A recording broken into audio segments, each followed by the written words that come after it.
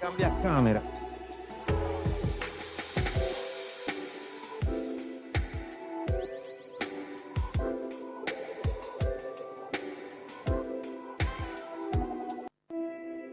Dear participants, dear speakers, experts, partners, members, friends, technicians, colleagues, thank you very much to be here. We are going to start. Welcome to the second day of this interesting meeting on mobility. We discussed after the meeting yesterday with some colleague about the challenges we have for this strange future. We have COVID that make us to be not sure with many things. But one thing that we are convinced that is possible is to collaborate, to continue to collaborate even at distance. And then now we are trying to stay together, not at distance. So we have this mixed hybrid version of the collaboration. Part of us are connected even now with computer and try to use this kind of different way to collaborate. And part of us are just enjoying the live presence that I think in my part is the best. But of course, we are obliged in a way by the situation and also by the change of the way how we work. So as you have seen in the contents available, the references available in the platform, we also talk about virtual mobility. But this is not now the moment to stress this point, but I'm mentioning this because this aspect of the virtual mobility call back the fact that we are not working only here, but there are other colleagues that work at distance. So one of the speakers, in fact, is connected on the platform and will give us support today, is Fabio Croci from Skillman, and he will talk about, the title is budgeting, how Erasmus Plus work. So he will talk about the financial aspects. He's an expert, is a financial manager of the Skillman network, and he takes usually in charge these aspects, how to distribute the resources. So this means that he's a very important person in the Skillman network because distribute and assign the available resources. Good morning, Fabio. Good morning to everybody.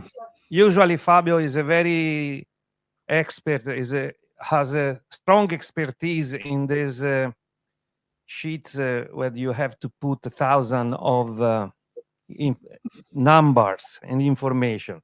So for me, it's a word that is not very well known. So I'm very happy to have Fabio as an important pillar in our organization to support for these difficult, for me, stages to identify the solutions into these complex sheets. But there is not only a matter of complex worksheets, it's also to know the rules that are behind these sheets. And I think Fabio is a very good expert in this regard. He has a long experience behind. He worked in this field for several years, so he will help us to understand better how our mobility proposals can fulfill the European rules, not only regarding the mathematical operations that we have to make to correspond the efforts to the resource available, but also by the rules that that drive all the program. Thank you, Fabio, to be available for this. I don't know if it will be easy for you, because I know that is very complex aspect, this, but please, you have the floor now. You can present. If you want, you can share your screen. Thank you very much. Thanks to you, Giovanni. Can you hear me correctly? Good. I'm really sorry not being there. I have seen yesterday the online activities, so I know that there are a lot of friends today, so greetings to all of you. Really sorry not being among you, but let's start with the presentation of the contents, and it will be only a quick overview of quite a huge argument like the budgeting and which are the different budgeting approach to the Erasmus Plus programs. Having said so, first of all, we need to better clarify which kind of Erasmus projects we are talking about, because the rules related to budgeting and to staff cost and blah, blah, blah is different depending on which are the topics and the key actions we are addressing. So you should be able to see my screen now, which is connected to the Erasmus Plus official guide, in which you will find several activities, several different topics. Starting from the table of contents, you will notice, and I'm sorry to repeat something which is quite easy for those who are already familiar with the Erasmus Plus project, but as you know, there are different key actions. So there are the key action 1, 2, and 3. And in recent years, also last part related to sport has been added. So depending on the key action you're working in, you will have different rules related to the budgeting and to the eligible costs. When we're talking about mobility and only mobility of learners and staff, we are usually talking about key action 1, the learning mobility of individuals. And then inside this topic of the key action 1, you will find different targets: school education, adult, vocational education and training, and so on. When we are talking about more complex projects, we are talking usually about the key action 2, where you can have cooperation partnerships and other kind of partnerships, which are partnership not focused only on mobility, but also on curricular design, testing, piloting, and other activities, capacity building activities, and so on. You will then find a key action 3, which is quite more complex. For instance, Skillman is now funded under the key action 3. We are not going to talk about the key action 3 because it's something which is not related directly to the mobility, even if mobility is one of the parts, but it's more linked to networking and policymakers' actions. But when we talk about the mobility of all students, vocational educational training participants, and so on, we can address both key action 1 and key action 2. What happens in the real world? it happens then actually we have two different contacts to apply for an Erasmus Plus project, which means that part of the actions are managed directly by the European Commission in Brussels, and another part is managed by the national agencies. At least one national agency in each of the EU country is active. In some country, you have only one agency covering all the topics, the targets. In other countries, like in Italy, we have different agencies for each of the target addressed by the Erasmus Plus program. What does it mean? It means a lot in terms of budgeting and in terms of writing the proposal, because depending on which is the managing authority, you have two different paths. So one path, which is mainly linked to the K Action 2 more complex activities, is starting from the search and funding and tender opportunities portal, which is already existing since several years, but was until a couple of years ago only related to Horizon 2020 and other programs. Erasmus Plus joined this portal last year. So starting from last year, the submissions of proposals under the Erasmus Plus K Action 2 and K Action 3 is supposed to be done under the Funding and Tender Opportunities portal. At a glance, you know that you have to select forthcoming, open for submission. Here we have already selected the Erasmus Plus program, and today we can see that we have 34 open call or forthcoming calls for the Erasmus Plus. Once you select one of those calls, and let's say that I have pre-selected capacity building in the field of vocational education and training, you will access a more detailed page. But please remember that all those informations are already stored in the Erasmus Plus guide official official guide. So if you go to the capacity building in the field of vocational education and training, which is, as you can see, under the K Action 2, you will find all the description of objectives and blah, blah, blah.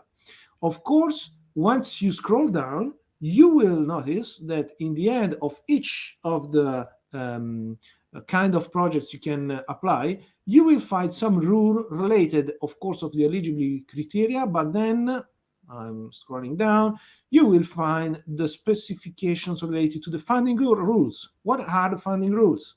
Here we can discover that under the capacity building for vocational education and training, we have a minimum and maximum grant and a lump sum approach. What does it mean?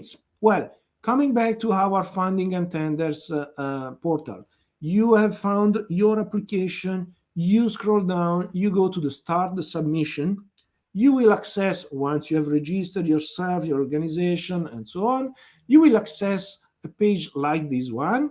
We are not going through the web form now because it's some topic that we are going to address today later, but you will see that you have download Part B templates. Once you have downloaded those Part B templates, you will notice at least two documents, which are, first of all, the application template, the Word template in which you are going to write your ideas and what you have done yesterday, and the other one, which is something like that, which is a budget template in Excel, which start with instructions, and it is something which is not so clear. I must confess, there has been some improvement from the European Commission in the approach of the lump sum, but maybe the tool is quite a little bit complex. So let's have a look. You will add your beneficiaries, meaning the partners. And once you have added beneficiaries and work packages, 1, 2, 3, 4, 5, you will access to your sheet in which you can add the cost for each of your partners and for each work package. You can see here on the left, you have work package 1. Once you add the other work packages and the other beneficiaries, this sheet will become a little bit long, okay? So you will see that you have different, let me zoom it, you have different categories, which are the main categories in which you have to fulfill all the budget of your proposals. You have direct personal costs, And you will notice that there are different lines. There are the employees or equivalent, which equivalent means that depend on each rule in each national country, national context.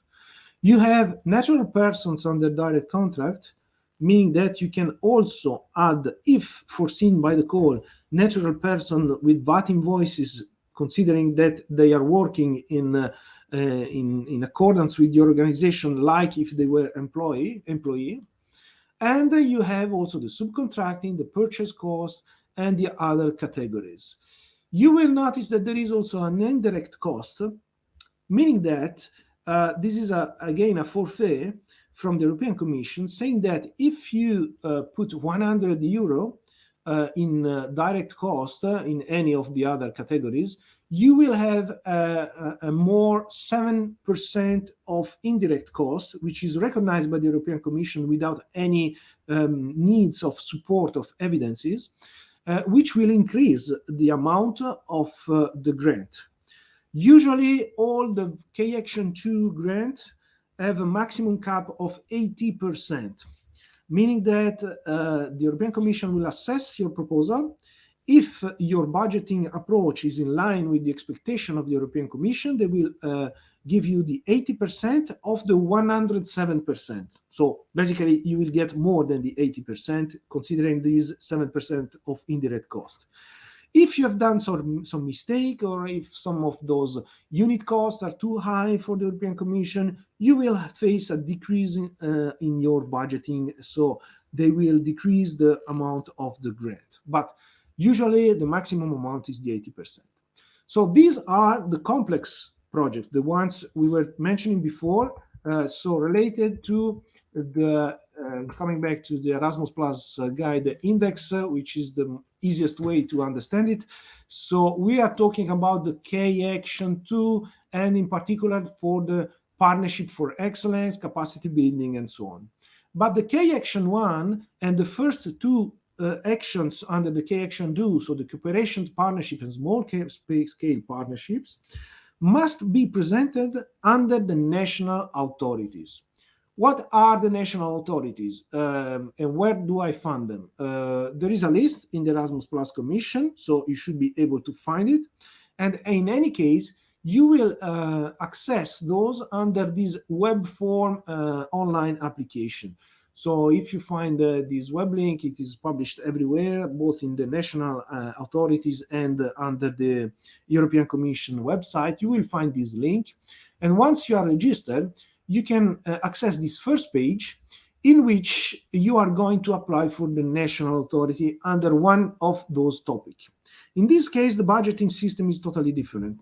Once you have selected, let's say, the open calls, I have selected the vocational and educational training activities, you will see that today we have different opportunities, and of course it is updated in real time.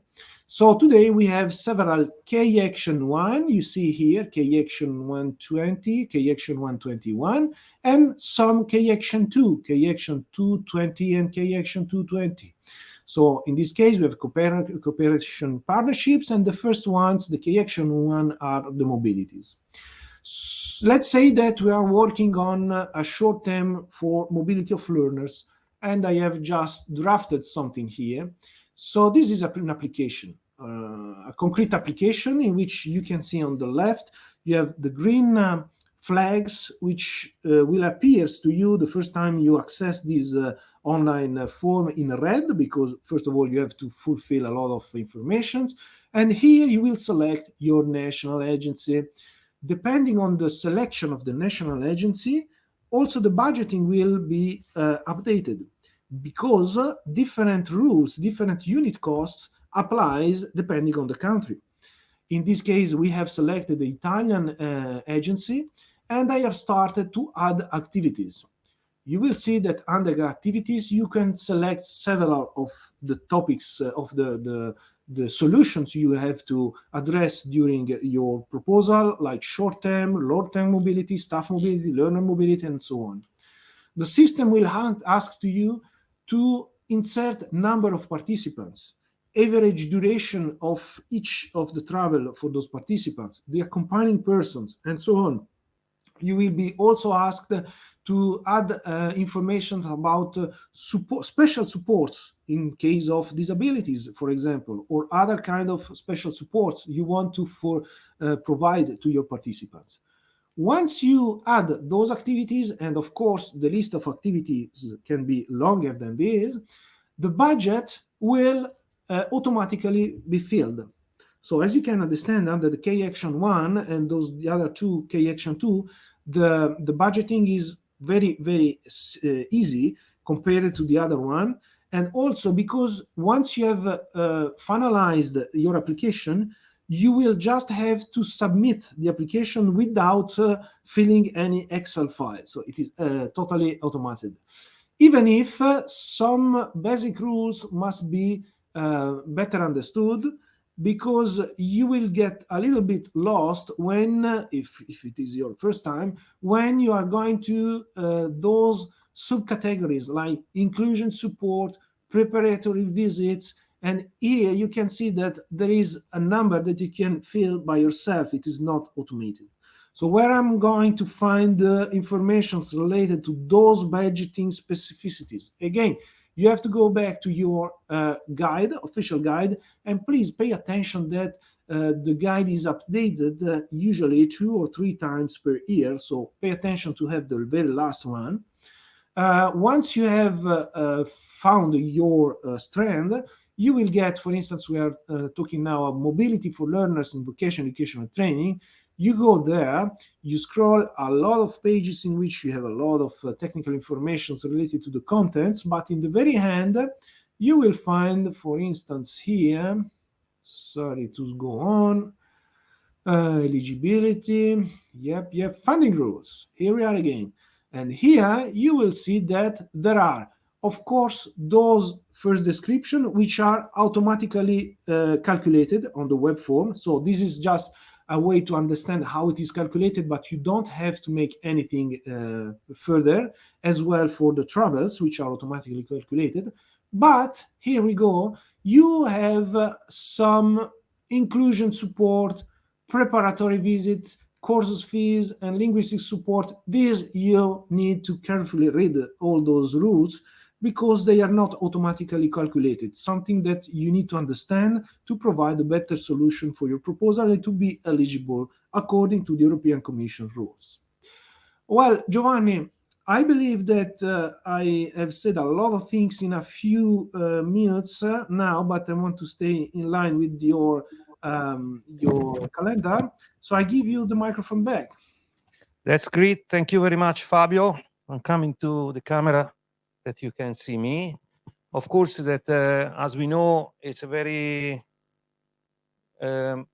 important challenge to understand the rules and to put the right numbers, because otherwise, of course, that the proposal, maybe I have some question for you. The proposal maybe is not passing a deep analysis of the financial sheet, but what's happened if I put wrong numbers in it? Well, first of all, we need to ensure a coherence between the proposal and the budget. They will first of all take a look if you have said the same thing in the two documents, of course, because if you have said that you're going to subcontract something, or you haven't said that you're going to subcontract something, and then in the budgeting file you put some subcontract amount, they will ask at least for clarification, or they will cut this specific line. So the risk is not that they say the budget is not available. The higher risk is that for each of the specific lines you have put some number, you have not fulfilled the same information in the template, in the original template. When you're going through the submission application form, you will see that there are specific forms for each work package, for instance. And in one work package one, for instance, I want to subcontract something. If I want to do it, I need to put this information both in the main application template and in the Excel file. And the second aspect I think is very important is the staff cost rule. So it is true that actually we are in front of a lump sum system, but when we apply, staff cost must be calculated according to our real cost. We are no more in a unit cost. This is something that it's confusing for those who were experienced in the past year with previous Erasmus Plus. We are no more in unit cost for those projects. We are in real cost. You have to put the exact amount of each daily cost of your employees. Then you will put them in the Excel file, and only after the funding activities you will be told if they need more clarification about the amount. In my experience, for instance, in one of the past applications, we put the unit cost for all the partners, and one unit partner had quite high costs. So they asked me for clarification, and I had to provide, the exact pay slips and how the cost was calculated. But that's it. The first step will be asking clarification from the European Commission. Great. I have another question, Fabio. Sorry, I'm getting in mind. There is an issue about the financial capacity of the organization that want to lead the project. Well, that's a good question. It depends on the call and particularly on the amount. So, in terms of mobility of learners, K Action 1, and small partnership, there won't be a specific financial assessment for the lead because the amounts of the grants are usually low. But increasing the amount of the proposal, it is possible that the European Commission asks for a financial capacity clarification, which usually depends if you're a private entity or a public entity. Usually they don't ask anything for the public entities. For private entities, it can be asked on the description of the European Commission. Thank you very much, Fabio. At the moment, I think we can proceed because we are already in delay, but I would have many questions for you, but that's possible also to make these questions using the Rocket Chat solution online, or just contacting you as one of the members in the platform and asking for more deep analysis about individual situations of the various project proposals that we have in mind and we are discussing. Thank you, Fabio. Now we can pass to the next step, because we need a strong financial capacity to make this. We get funds from European Commission that has invests resources, and we need to ensure capacity to spend these resources in the proper manner. So in a way, we have to promise how we will spend the resources. In another way, promising how we will spend the resources, how we will split the resources among staff and cost and so on. We need also to ensure how we evaluate, how we assess that we are going in the right direction as we have promised. So it's important to proceed in our project design, in our drive to design the project, to have right indicators and to have right steps to evaluate the quality of what we are doing. So there is a relation among the financial budgeting and the tools that we envisage to check and control and to keep under control the cost and the activity. So to put all this in relation, we need a clear view on quality indicators. And in this regard, we have again our professor Urs Hauenstein that is going to talk about, to make a speech about overview on design of impact and quality indicators and assessment criteria. So, Urs.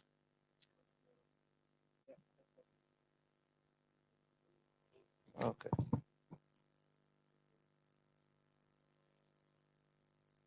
Which page?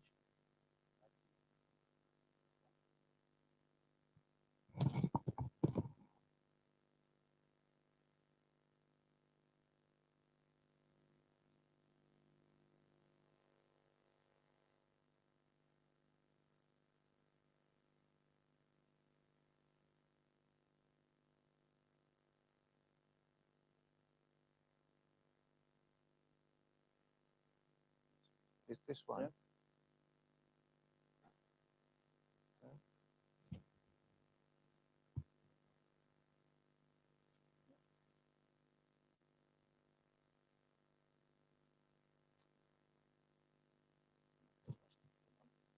Use that. It works. No. Yes. Okay.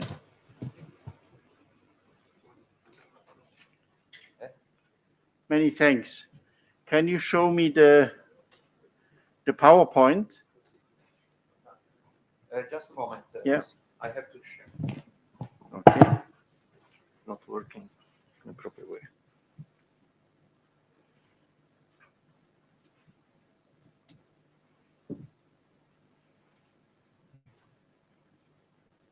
But you can give me the microphone. I can make an introduction. Yes, can take it. Yep. I'm searching for you. Just a moment. Okay. So I'm starting here till everything from the technique is ready. I want to go back.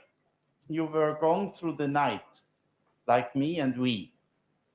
And we had the first day, no, a second day yesterday. The first day was social and coming together.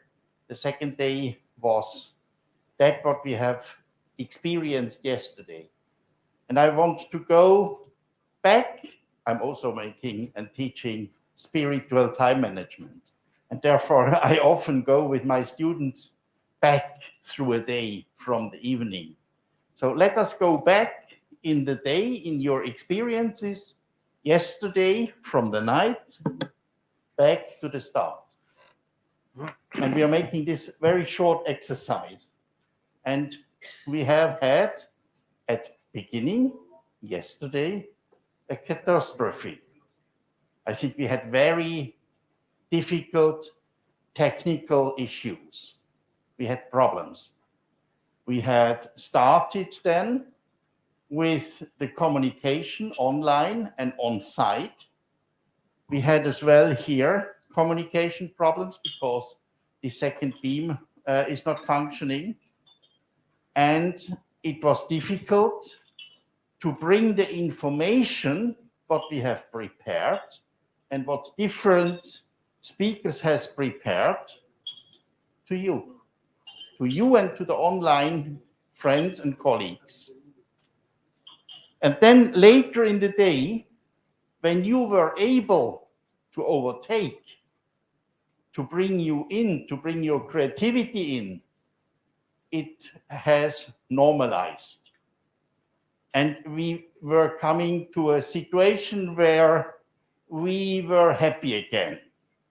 But the morning first was not happy. It was an orientation to find a solution to go ahead. And for that, I want to show you here now an introduction with two photos.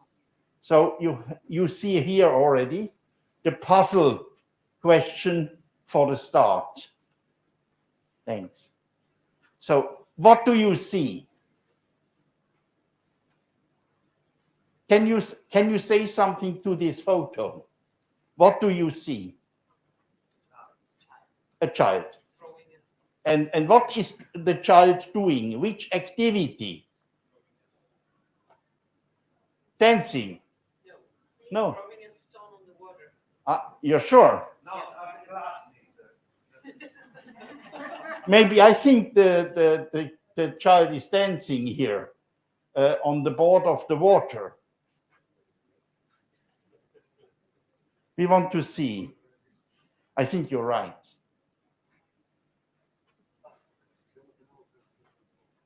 Oh, yes.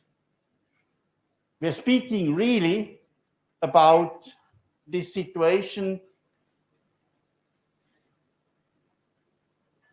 of stone skipping. And do you have done that already? Yes. What was the experience? Did you like it? Loved it. Me too. You can't bring me away from it. I think When I have done that, Daddy had to come to take me away because I didn't want to go home. And what was your record? 5. Oh gosh, that's good. But I have done 1.7. Okay. Really. But I was young. Now I can't do that anymore. Do you know that the world record is on 88? 88. There is online a video. I couldn't bring it today. You have to see that. It's incredible. But you know how even good it is when you take a big stone and throw it into a water and you see what is happening. Yes, first the splash and then the circles. And it is starting with small circles physically, huh? And then they are getting bigger and wider. And there are excellent photos, which I use several times. When you take a stone and throw it in the water and you see that effects. Yes. And about that, I want to speak today. I want to speak about impacts, you know? And it's important to know that we are making impacts and what impacts are.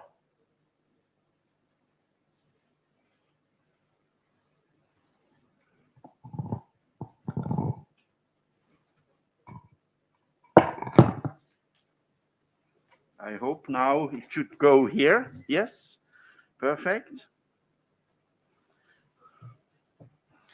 I give you 2 sentences when I'm teaching. I'm teaching mainly I'm teaching in 3 fields. In one university about future of management and education. In another university about quality management. And in a third university about internationalization and networks. I say, in the process of communication, the sender is responsible for ensuring that the recipient understands the information correctly. I say it again. I read it again. In the process of communication, the sender is responsible for ensuring that the recipient understands the information correctly.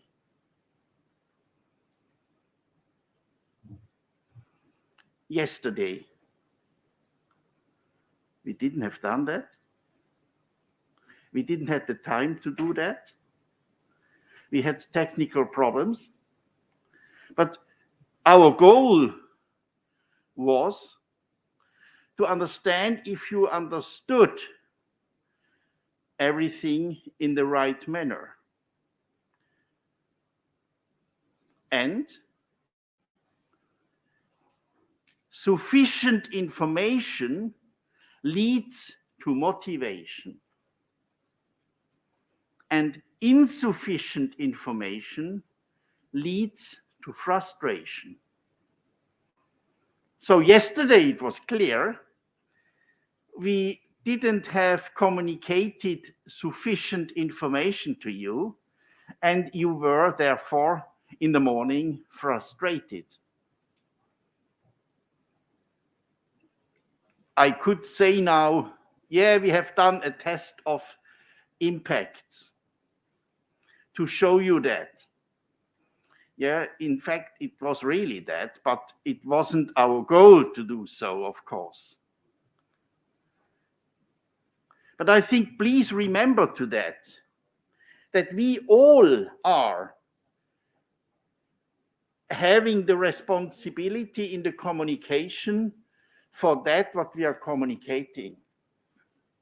And we all have to check in every communication process if the communication is coming in the right manner and with the right content and with the right understanding and with the right thinking about and analyzing about it to the recipients. So, of course, we can do that not without any feedback. We should do feedback rounds permanently.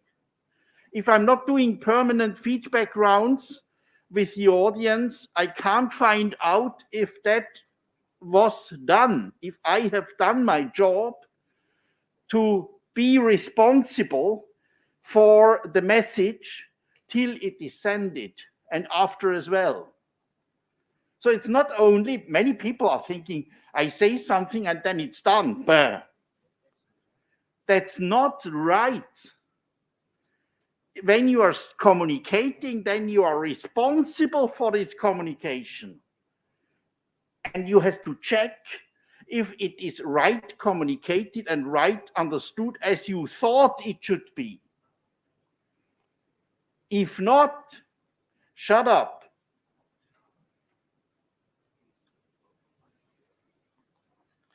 So if you're not can use feedback rounds or direct personal feedbacks, use surveys in your projects. And I'm speaking now about our research projects where we are responsible for the audience, the target groups, the people who are working with us. And it's not anymore. This is an old slide, poor, average, good, excellent. I think everywhere they already have a good quality because we are working with the qualities permanently. Therefore, we in Switzerland has already started to have a new level. Do you know it? The new level above excellence.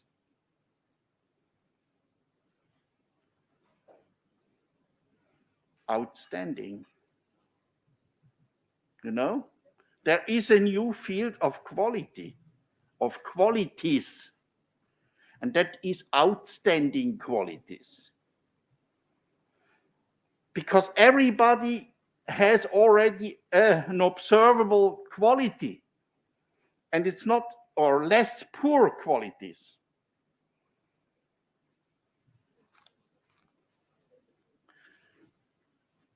You have to know when you're doing a research project, the fields of criteria and indicators. To clarify what is a criterion, plural, what are criteria? A criterion or criteria shows a principle or standard by which something may be judged or decided. And an indicator is a specific, observable, and measurable characteristic that can be used to show changes a program is making towards a specific outcome. And there should be at least one indicator for each outcome. But you can use more indicators. And the indicators should be very clear.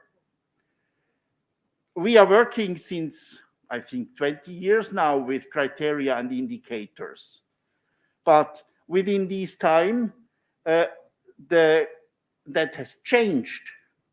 And I show you the newest measurable, the newest benchmark, who was developed 2019, from 2018 till 2019 in the roadmap of the OECD. And that is this evaluation criteria map, where they are speaking. You can find that online on a PDF with all details and on a website. Only give in evaluation criteria OECD. And then you can see 1, 2, 3, 4, 5, 6, the 6 main evaluation criteria in the world now. And it would be very sexy if you use them for your research projects, of course, and for your submission. And you then can, and you can find there already a perfect guide about the criteria and the indicators of coherence, sustainability, efficiency, relevance, impact, and effectiveness. These are the major evaluation criteria in the world nowadays. And therefore, I really recommend you to use them in the design of your project. And you can find all the details on the website, and on these PDFs, there are different possibilities. So you see here again, this criteria consideration process of relevance, coherence, effectiveness, efficiency, impact, and sustainability. And impact, you know now what an impact is. Throwing a stone and looking how the impact is really. And of course, when you say impact, when you say sustainability, everywhere is responsibility in it. In all these fields, you find responsibility, you find authenticity, you find holistic development. All these things are ground-taken, basic things and processes. We want to change and transform our world positive. But you will hear about that later on. And for the end, look to this. Efficiency and effectiveness in a logical framework from Robrecht Renard, developed from the University of Antwerpen. You see on the top the efficiency line, on the ground the effectiveness line, and you see how inputs are getting activities. Activities are coming to outputs, and outputs are coming to outcomes, and at the end the outcomes are provoking impacts. It's at beginning very difficult and very complicated. Giovanni is doing that with left, you know, you have seen that in his slides already. But that is very important that you start with working that. You need some help, some support. And here you have the right logical framework, and you have to show the European Union that you are doing that in a proper way and that you are using the OECD evaluation criteria. Many thanks.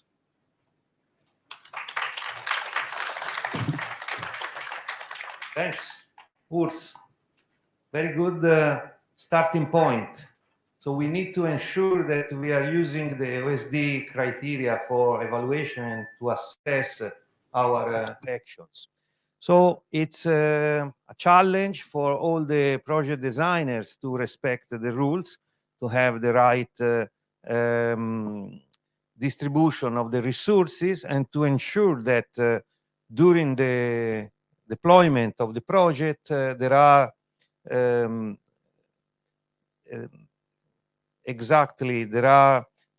milestones and checkpoints where to control what you are doing, and all these must then merge in the final part of the project. You must also be able to resume what you have done, and then you have also the obligation to show to the other parts what you are doing, because sharing is caring in our approach. So not only for social matters, but even by technical point of view, we have the obligation to make dissemination, to share with the other colleagues what we have developed, and then we have also the sustainability aspect, and we have to ensure the exploitation strategy, the exploitation deployment to ensure that what we are going to design will survive for the future. I think that all these aspects that we discussed yesterday, there is one red line that connects everything. Now we are discussing, we started this morning with the financial aspect, then we are putting our minds on the problem to be able to evaluate what we promise to do. And then we have also to think how to share this with the other colleagues and with the communities, with all the final beneficiaries and so on, because if we do something today, it must be useful also for the future. So the project doesn't end with the end of the project deadline, but has to continue in the future. All these ingredients must be put in the project proposals. So we are moving now to the next exercise to ask, and I ask to the groups to start to work together. We see that some change happen in the composition of the groups. That is physiological, is good, because means that there has been some discussion also outside of the room, and some colleague joined probably some idea that has found interesting. Now the work assignment, of course, in continuing the co-creative design, these discussions that you started yesterday, is to start to put these ingredients in your project ideas. So how do you think to, if you have already, like we have seen yesterday, if you have already started to define the tasks and the activities, so now you can start to think how you split the resources and you address the resources to different activities, how much you want to spend, what has to be the impact in terms also of number of initiatives that you want to do. Yesterday we have already seen some group was already forward in this direction. I'm looking to you. And then, of course, how you want to share and dissemination activities that you want to prepare are very important. So what are your ideas in concrete for ensuring that your dissemination will allow others to access to your values, the values that you are creating? So these are the aspects that we would like to promote in this morning session for you. Please.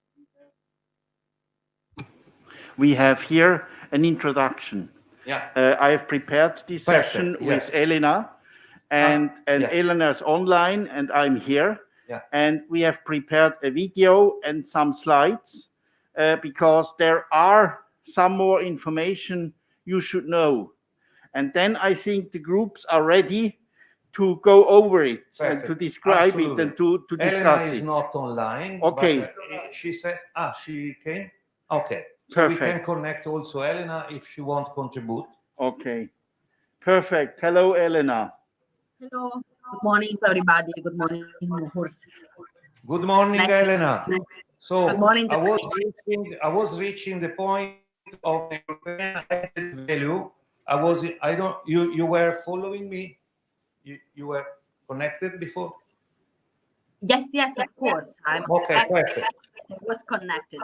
Perfect. I was going to assign the work for today and asking to the group to continue passing from the activities and task identification to the budgeting and to the quality and evaluation criteria. And then there is the next bullet point on European added value that I was going to introduce. And Urs has remembered me that you were connected. So if you want to give a word, And then Urs has prepared a video. I don't know if probably you did together, so we can continue in this regard.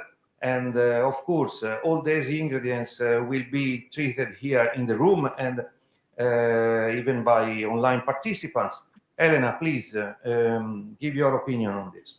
Yes, just one word before sharing the slides and starting the discussion all together, both on site and online. So valorizing all the participants' contribution. Our idea, together with Urs, that is very experienced in this field, is to face the topic of European added value of a mobility project, considering, of course, the prior European strategies in the field of learning, of social inclusion, considering learning and training as a powerful leverage of social inclusion. No one left behind. We have to remember in our co-design phase of the project also this, let's say, this motto, no one left behind, because this is the basic, the, the European strategy regarding social inclusion and assessing to learning opportunities, qualitative learning opportunities for everyone.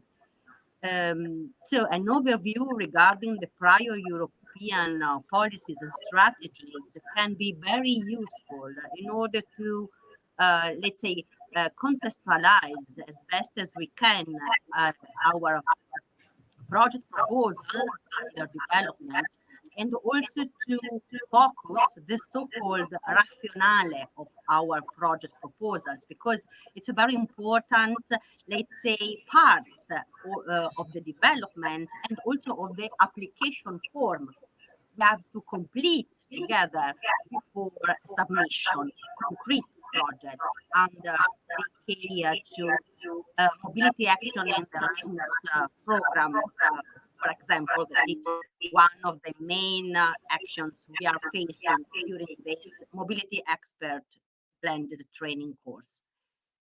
Now, Urs, please, the stage is yours because you are in Montecatini, so we can share the video you have prepared for us. Yeah. Thank you very much. Thank you.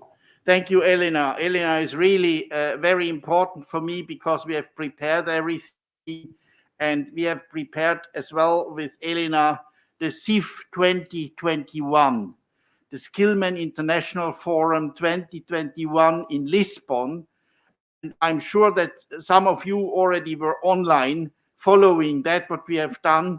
If not, we will summarize very quick the key outcomes of this conference and of the strategy of the world at the moment. And I want to start with a short video. I'm working since years together with the World Economic Forum in Switzerland, and we are working there because I'm, as president of the International Council of Education and Management, my members and member companies, member states are within the World Economic Forum working and looking for a good future. And I have a must. There is a must video in the world, which everybody who is managing, who is researching should know. And this was the development and the outcome of a book of Klaus Schwab, of the founder of the World Economic Forum, a very small book, but very important in the situation at the moment. And the title is The Big Reset. Maybe you heard about it. And I will show you now here this video, 1.5 minutes only. So if you can't see the screen, please take the time, come in the middle, have a look to this video, please. It's only 1.5 minutes, and you can't hear the result, just to see it, because the designer of this video has worked with videos, with photos, with slideshows, with real authentic situations of the world. So I'm starting here with the first picture, and then the technique will start the video and will show us this video of 1.5 minutes. Please have a look.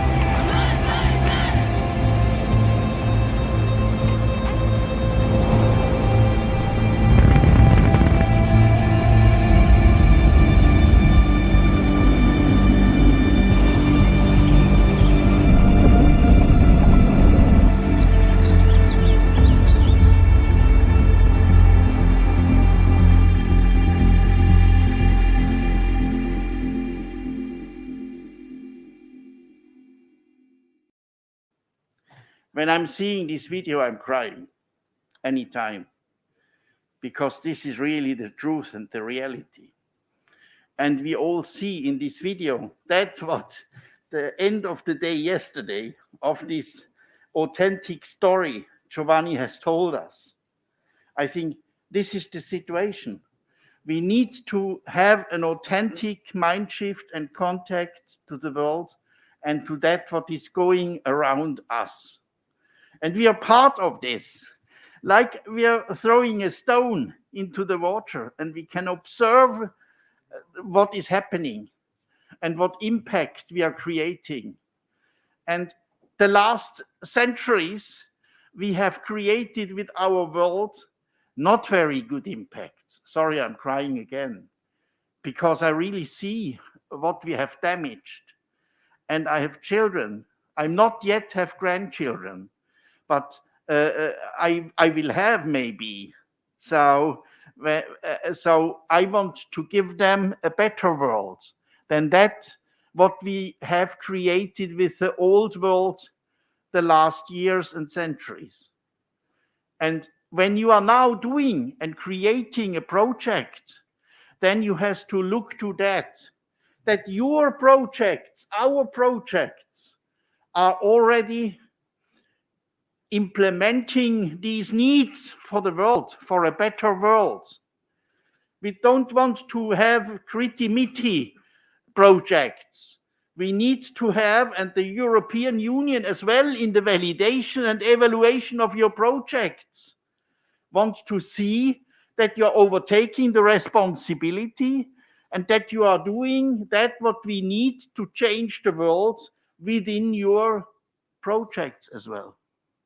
And we have now, Elena and I, summarized that was what we have done and heard in the CIF 2021. And you can really see here, he's quicker than me, that we are starting on a base of holistic development.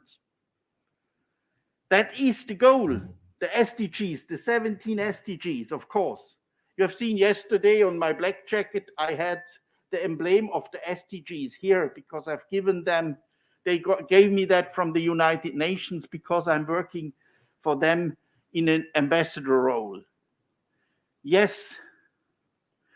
And we have 3 other key messages the whole world has taken on the program. We Swiss, we are swearing something. And the three messages are like swearing to create a better world.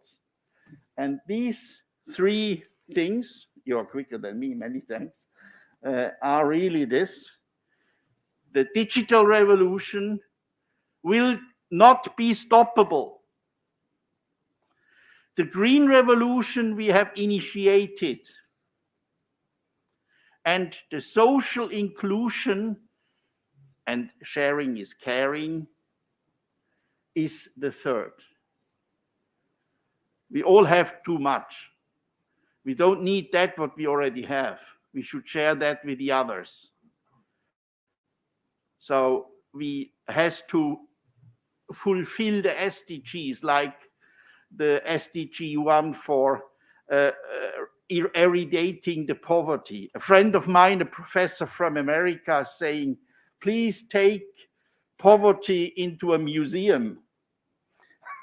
Yes, of course, we should do that.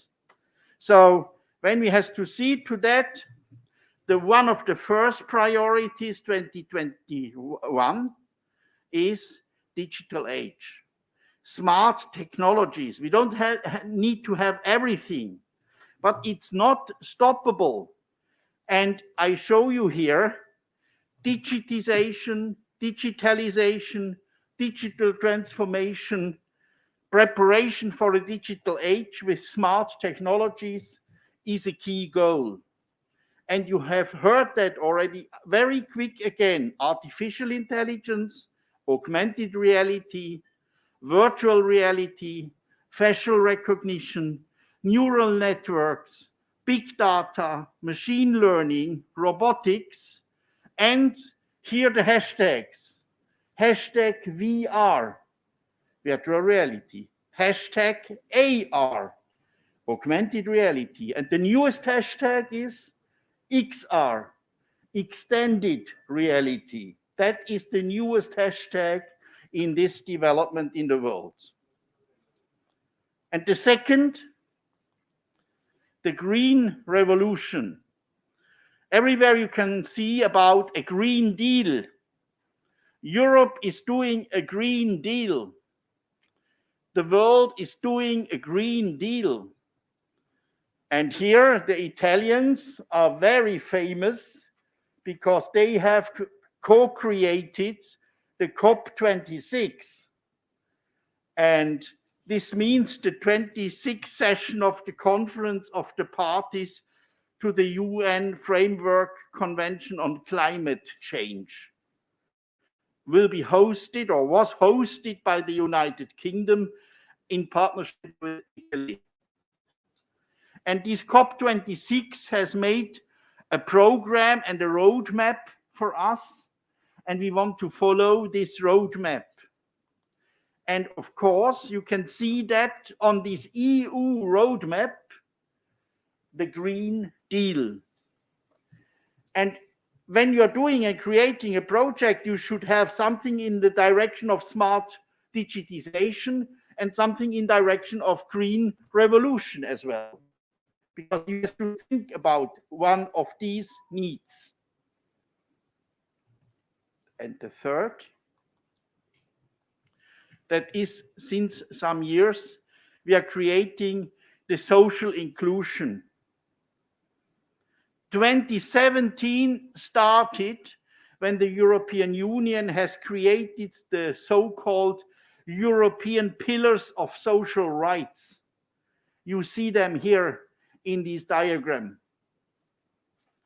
And we have created and initiated inclusion and social rights developments. And you can see that in another slide from the European Union 2018 in this development, the employment future, the education training future, and the social inclusion future. So we want to have future-oriented, responsible citizenships. Citizenship is a job, is a responsibility for us. It's not only living and creating and enjoying. it has the main goal of overtaking responsibility for the nations, for the European Union, for the world. Okay. So all over, we need to have a good, responsible world. We need to have a transformation. Goethe would say we need to have a metamorphosis. That means not only a change or change management. That's not good enough. We need to have really a redesign, a reset, because many things in the past were wrong designed. And we need to go back and has to redesign it again, the world. This is a chance. The change is a chance that we don't have to follow the old tracks, that we can change the old tracks, the beaten tracks, and use new paths to the future. And you have the responsibility, I say the damn responsibility, to do that as well within your projects. And when you do so, the European Union, the European Union Validation Committee will see that and will be happy to have that. That's it. Yep. That was yesterday. Good.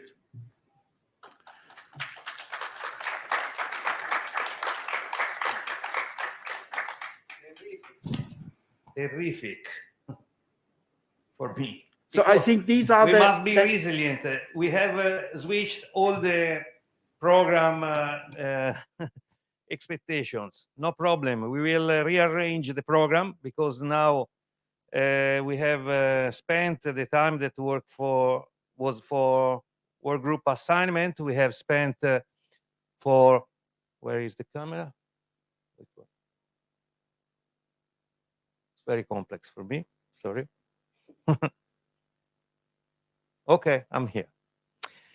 We have spent it for reflecting on these general issues. And so we have clear now that we have to stay tuned with the European and international trends, and we also have to address our efforts to these big challenges, no? The main challenges we have in front. So now I would suggest to relax a little bit with the break, and then we will start with the working groups. And we will merge the two sessions of the working groups in one session, so you will have more time in one block to discuss all these aspects, how they can fit in your project proposals. Thank you very much, Urs. And 15-minute breaks, and then we will be back. Thank you.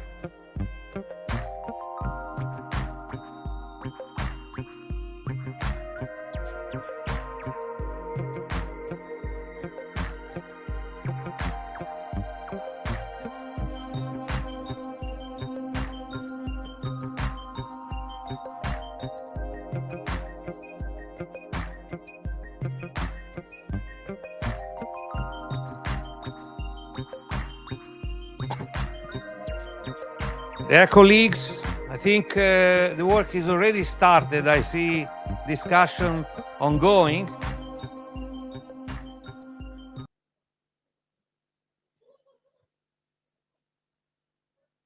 I asked to the colleagues there to take place at the tables. So we have already started discussions. I see here computers open. We have this first part of the morning that helped us to reflect on very important challenges.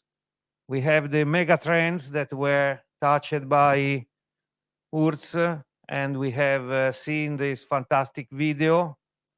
So we have a lot of suggestions now, useful, but we have to make our budget proposal, and then we have to ensure that the proposal that we are going to design, that we are designing, ensure also quality control. So indicators, impact indicators, means of evaluation. So how do you promise that the project will be managed efficiently? So the groups are on. Please proceed, and then you will be able to present.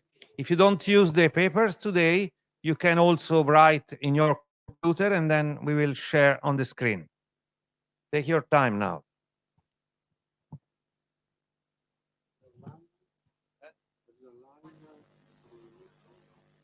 Non mi sentiva. Mi sentiva. C'è nessuno, c'è collegato nessuno.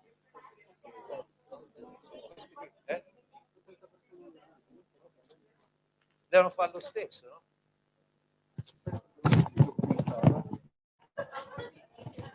Ma tira via, se no vanno lì. Sì. Urs, can you come here, please?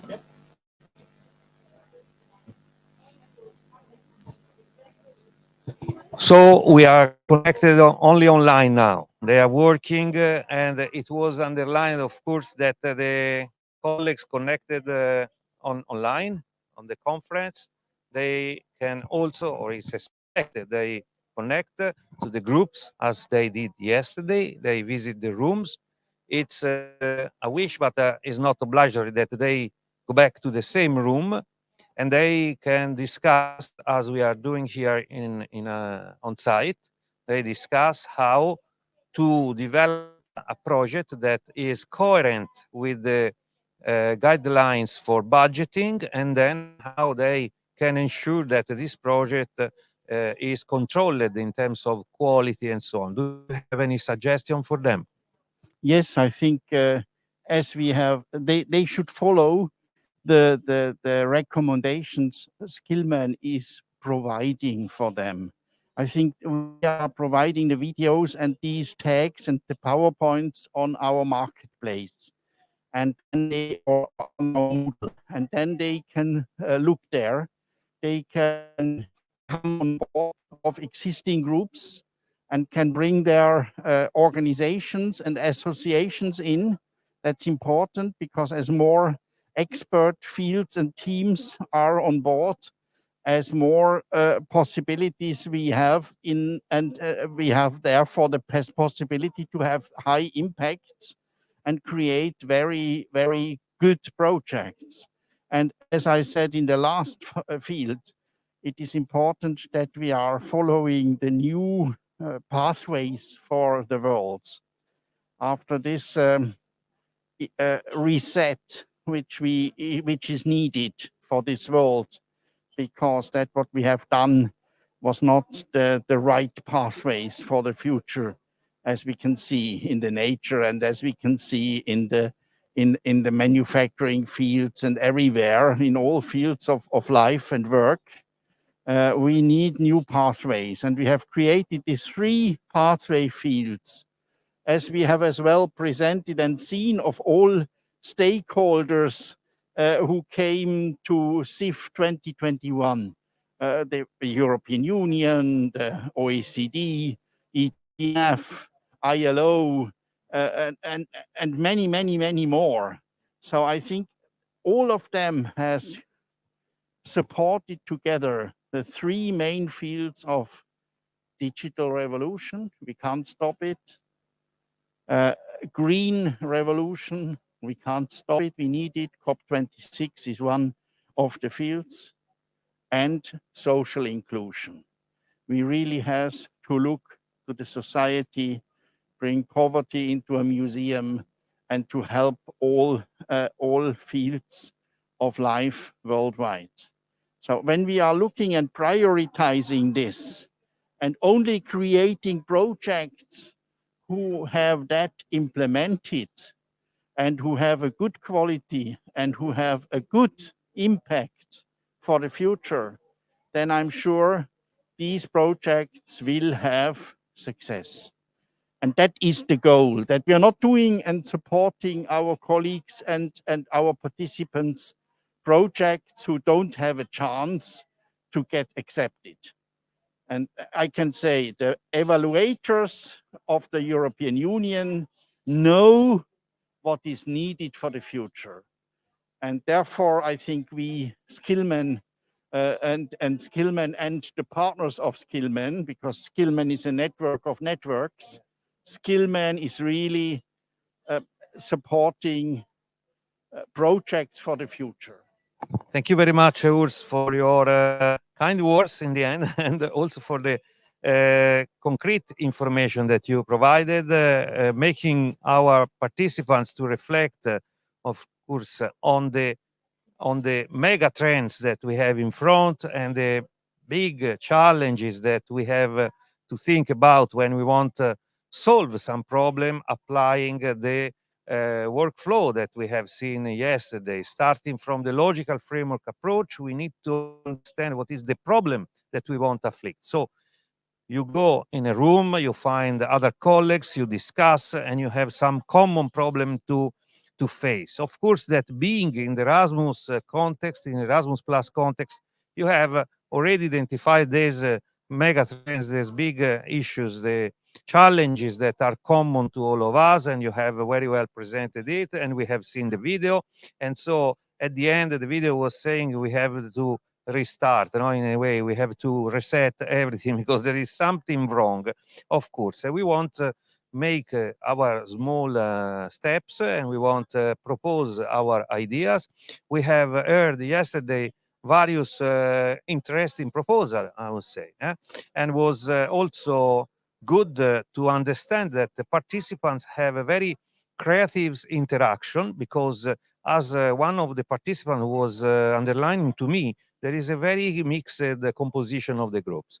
So I am not aware yet about what is the result of the online collaboration today. Yesterday we have seen that an important institution was involved, a network of universities. As you said, Skillman is a composition of small organization and also network of the networks. And we have this alliance. I would remember that also this course is organized in cooperation with IVETA, that you represent also, and Assembly of European Regions, and EAPRIL, and ENI, the Association for Innovation and Inclusion.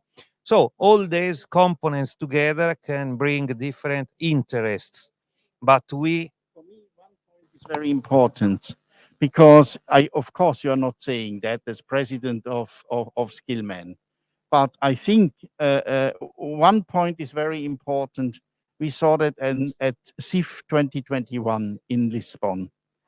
We have brought together in this conference high-level stakeholders.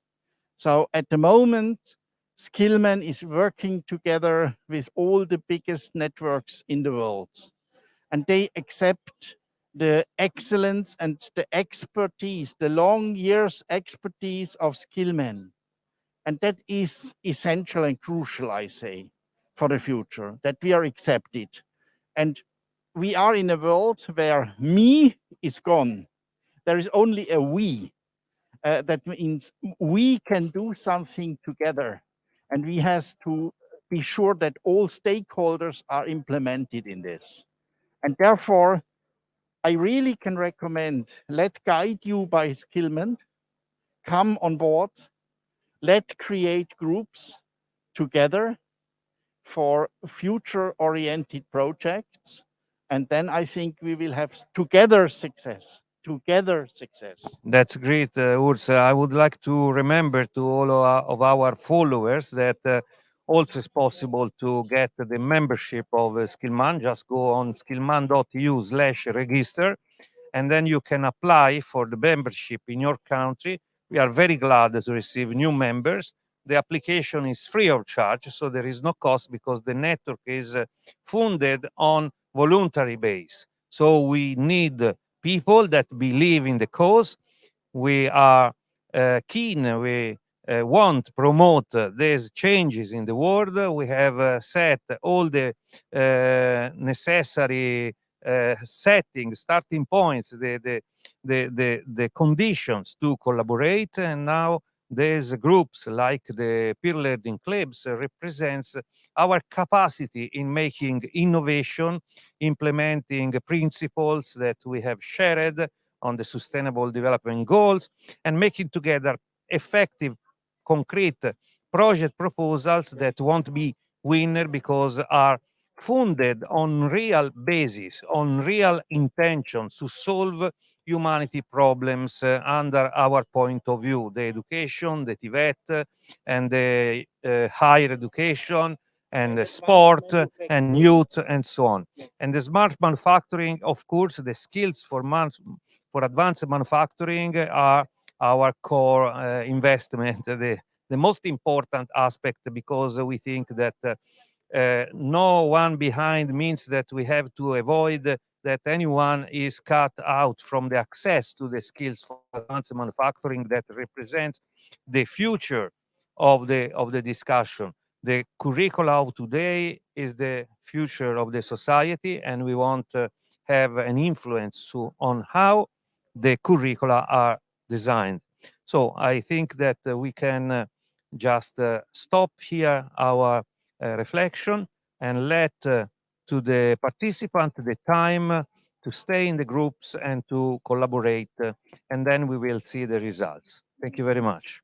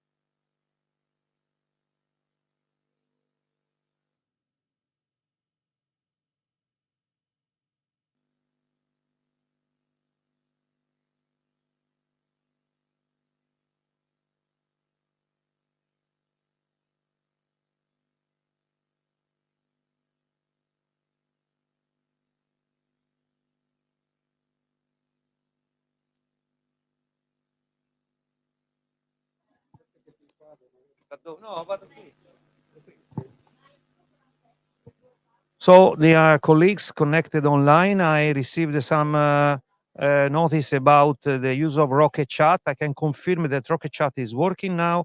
You can contact any member. You can start a video call directly into Rocket Chat. Sorry for this little problem that was in the beginning of the morning, but I can ensure that our technicians have already solved it, and you can use Rocket Chat. Thank you.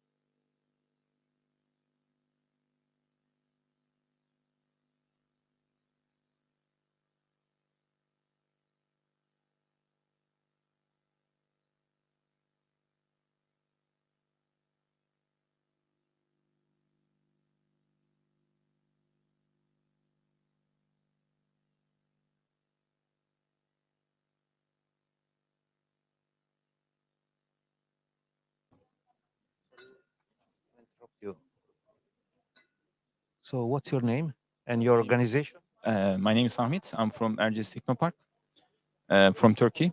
We are a science park. We have more than 260 tech startups. So we provide some technical trainings to them to get more qualified staff. Good. You arrived today, I think. So you didn't have the occasion yesterday to share your expertise with the colleagues, but I think we have a collaboration from Samir because the Science Park is one of our strong connections with Turkish manufacturers, and Skillman is involved with various members in the Science Park, and so. What do you think that could be interesting for you that you have started to discuss about the mobility projects? Yes, it's really a different experience for me. And I think, first of all, I remember the basics of the Erasmus, today's morning's the trainings. And I learned the three things, the most important three things for the project. I think it will be good for me for the next new projects.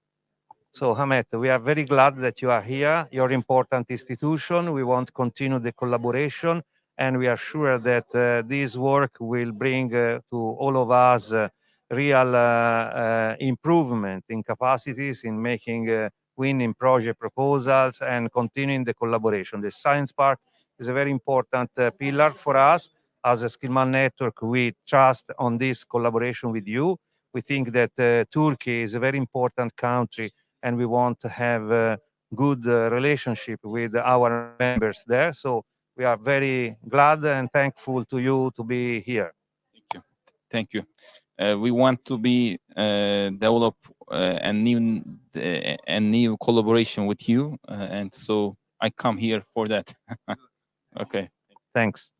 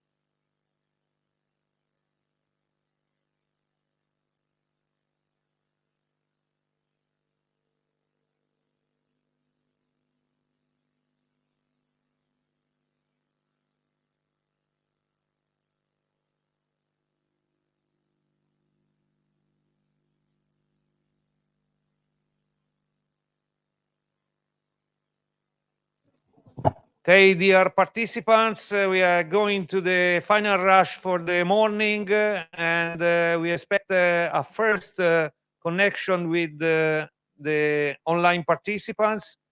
I don't know if Irina is connected. So Irina, welcome with us. Good morning. What is the first feedback from the online work? And then if we have Victoria Maya connected, we can pass the floor to Victoria. Otherwise, we go with an on-site group. Please, Irina. Hello to everyone. I'm very pleased that you are doing all the great job even today. I see that we have a lot of participants and a lot of also online participants. From my side, we are working all together with the working group in the educational sector to what is considered the development of the project. They are working very hardly on this, and they have a lot of controversies because they are coming from different backgrounds, from different countries, from all over the world. So they are trying to develop as better project as possible. From what I know, we're supposed to have one of the participants now connecting. I think she's connecting or trying to connect, and I hope that she will be in line in a few seconds. Okay, Irina, no problem, because we can start from our groups here on site. The competition, I have to say to you, that is very strong here. We have now we have warm temperature because there were interesting discussions. I see some group is very motivated to find effective solutions. They are preparing their posters, and we have different ideas that are merging to concrete actions. So we have the first group here on the table. They have I see fantastic list of intentions. The group was the one on education, and they have also worked on the budget. That was one of the assignment for today, trying to understand what are the resources that you want to invest, and where you want to spend your resources. Then the step forwarding was to understand how these resources will be monitored and how you will ensure that your expenses are controlled and checked in quality, in a quality approach. So impact indicators and so on. Someone of you would like to introduce us to what you have discussed? Who is the leader, representative of the group? Yeah, please, Ophelia.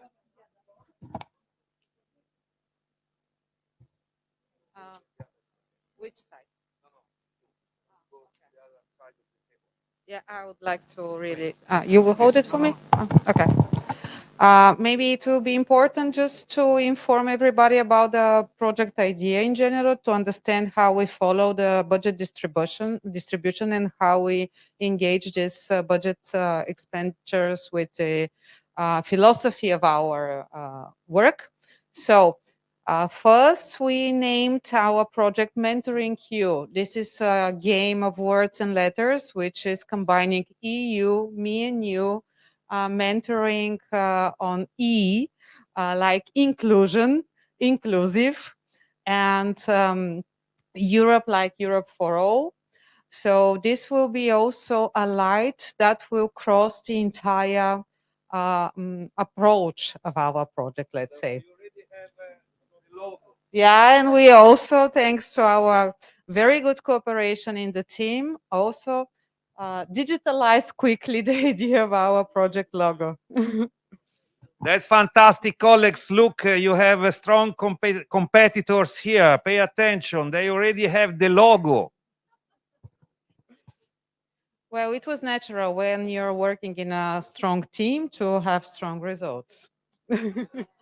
Thank you very much. Thank you. I would say that this idea to have a logo is very important. One thing that probably we have not underlined too much, but is to give a mission to the teams. So you must share, first of all, a mission. Sometimes we postpone this moment to the kickoff meeting to create a statement that collapse all together, that make the glue among the partners. But it's not bad even if you are able to do it when you develop the idea, so they have already a logo, they have overpassed the mission also. Please. Okay, so in general, our project would like to recruit 30 mentors that are well-skilled and devoted people to be like personal examples to the others, on which skills, with some upgrading, we could step our social development in general. These mentors will be recruited from 3 countries, thanks to the partnership between 6 organizations. So based on that, a lot of analysis should be done to compare and to use the differences and the similarities between the countries' approach, national approaches in this area, and also to establish particular guidelines for future mentors based on the good practices, similarities and differences between the countries, and also what we achieved and learned by cooperating during the 24 months long project. So for these purposes, we distributed some expenses. We were targeting a sum of 250,000 euros. Actually, we didn't reach it. We almost reached it. For human resources, for our staff members, for the experts that are going to work for developing all these activities that we've drafted in our proposal, we planned 99,000 euros. How we calculated this? We took an approximate amount of 100 euros per day per person, including taxes inside, as we decided that such an average payment is almost acceptable for most of the European countries. And we calculated how many days will be needed for each product that an engagement that we are going to have in our project for this 24 months. And approximately, we actually are planning to have 990 working days for the entire partnership for our 6 organizations. And of course, since these 6 organizations are coming together from 3 different countries, we are planning to have 3 partnership meetings in each and every country. We are trying to go green. We are trying to be more responsible to the future. That's why we are planning to have expenses for travels, mainly by train and not so by cars and airplanes, so to be more green. And that's why we put less amounts for travel expenses for the partnering organizations. So in general, this will cost for all of us about 26,600 euros. Very deep analysis. You need to go shorter? Yeah. Okay. For the mentors to step on their own abilities and what they achieved already, we are planning to have 5 mentors per country visiting another country. So each mentor will visit one other country, will share, will train, etc.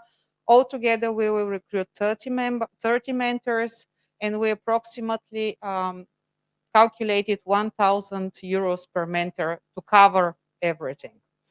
And for the management of this great initiative, which we believe is causing millions of euros and not only 250,000, we are planning to have 43,200 euros, because this approximately is like 300 euros per month per organization to cover like office expenses, typical management, internet access, some fees that are in detail, could be detailed in advance. And since we are going digital, as we said, this is unstoppable, we're planning to establish a special platform, digital platform, which will be outsourced to a specific IT company.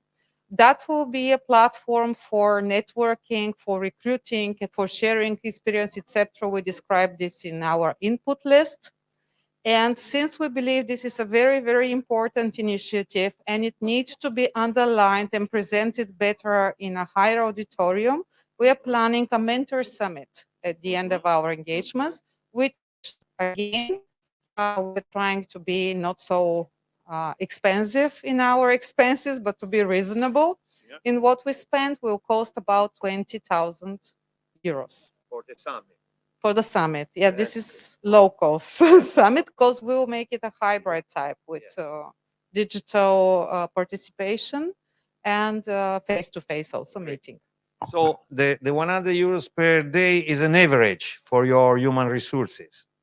That, yeah, what you have written there. That's right. Okay. So we have to check the countries that you involve, because if you move to certain countries, probably is not enough. But of course, we need to consider in which countries you get your stuff. Okay. Thank you very much for your presentation. I think we have an excellent example of design process that you have implemented. The exercise was exactly this: to be concrete and to put your ideas in a concrete list of tasks and solutions, and then to try to envisage even an investment that you are going to ask to the European Commission to support your activity. We have to remember that there is a co-funding and so on. You have to make calculations, but that's the way we expect to present a proposal, in a concrete way, linking the cost to an effective a concrete situation to have effective results. Thank you very much. An applause for the group on education. Thank you. Now I think we can move online. We have colleagues from Turkey, I think, again, the same group that we have started to understand yesterday what they were discussing will be connected. Irina is not there, but I see there Victoria, Maya. So welcome. Is Victoria? Pinar. Yes? No, Pinar. This is time Spain. Pinar. There is no animal. They make me the jokes to put me in difficulty. So no problem. I'm a resilient presenter. So please, Irina, introduce the guest, and then we are curious to understand what they did this morning. Thank you very much. Thank you, Giovanni. Here we have Pinar Elbazan. She worked a lot together with Maria and other participants in our working group on the education. She was very proactive member, and she supported the group with all her experience in the field of the European project. So, Pinar, if you would like to present more in details what you have done till now, the floor is yours. Thank you, Irina. You've been also helping us a lot since yesterday. This is Pinar from Istanbul. Greetings from a sunny Istanbul, everyone. Hope you've been having a good Tuscany day. So we've been working very hard since yesterday, but since we are the only one in the online stream, and coming from different backgrounds, so it has been very hard for us to find a common ground. But we are the only one in the online stream, so.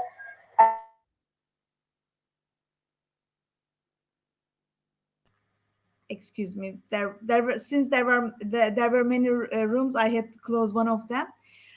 So let me share how we come to this point. So as Victoria, my colleague, mentioned yesterday, we came together under TVET umbrella, and our group was represented by different countries like Romania, Spain, but our colleague from Spain is representing a network of African countries, so we had to include African countries too.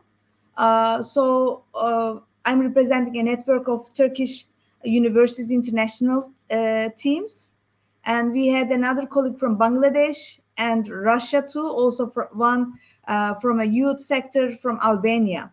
So today we came to a point about doing a project under entrepreneurship for Tibet teachers and trainers.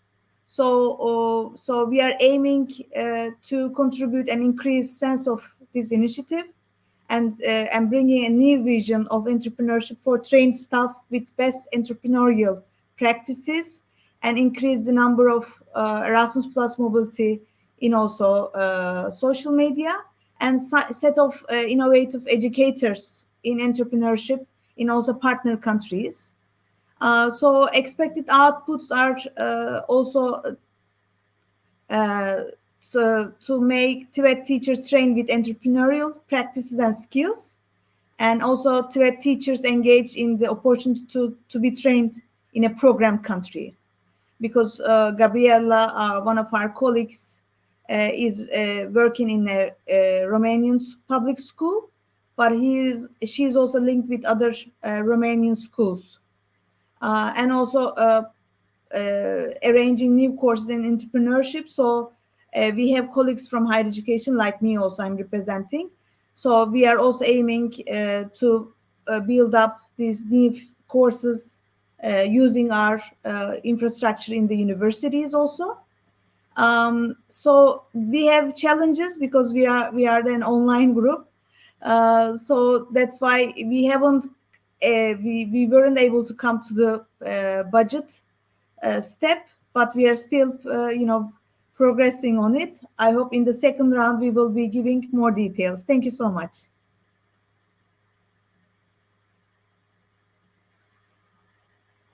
Thank you very much, Pinar.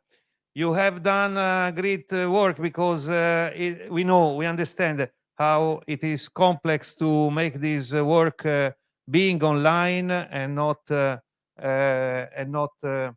in presence.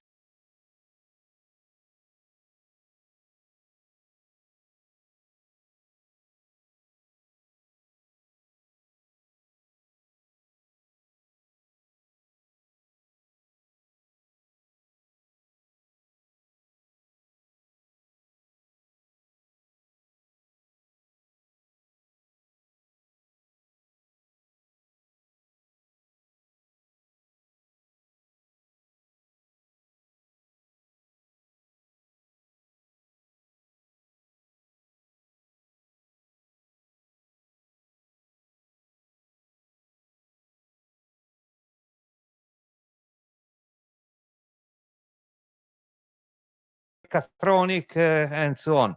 So please, you have the mission, because yesterday this group was not clearly composed. Probably we didn't ask you to present. Yeah. So please.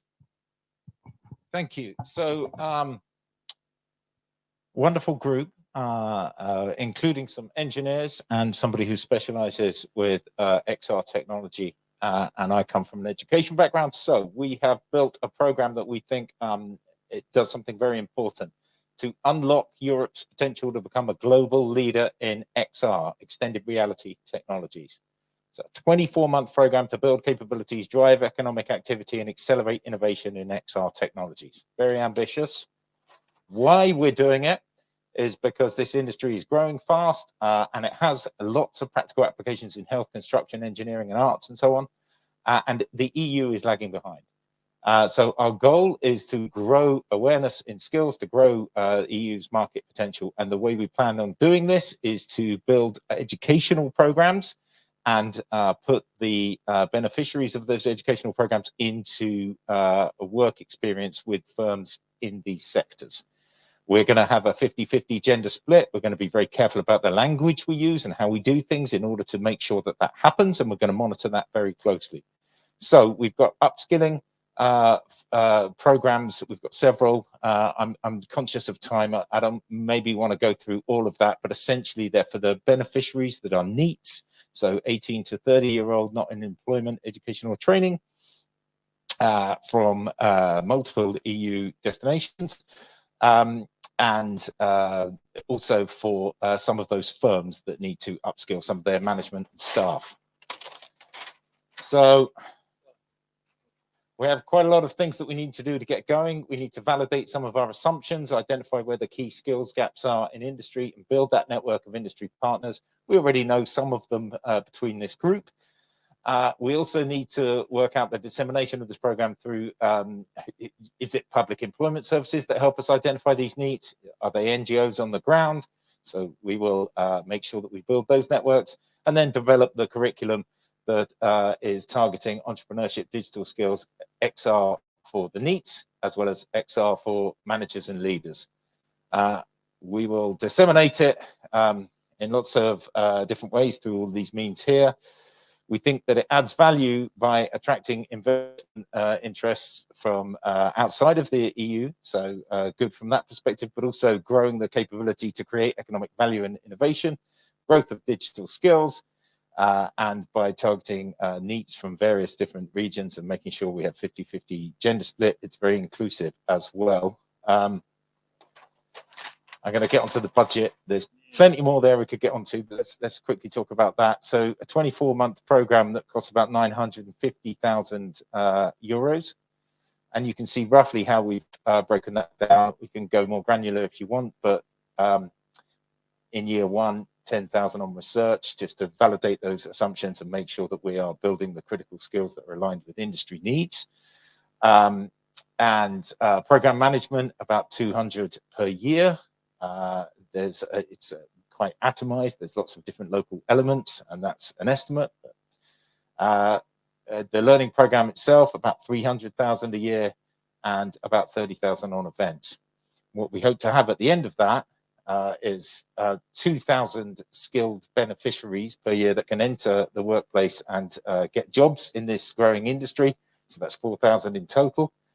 And 200 of those placed in firms per year, so 400 actually getting some practical work experience.